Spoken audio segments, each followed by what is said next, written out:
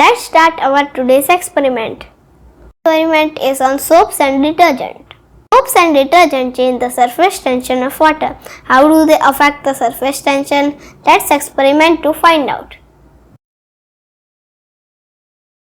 You will need a boat, stringing stick, and liquid soap and some water.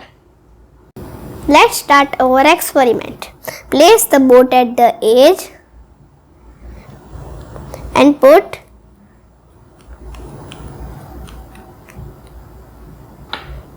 a drop of liquid soap in the hole.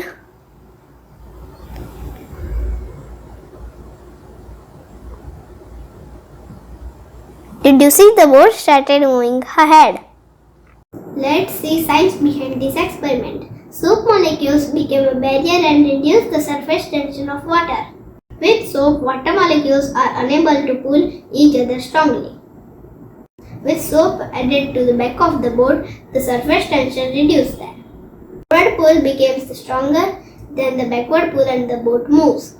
See you soon with more experiments. Bye-bye.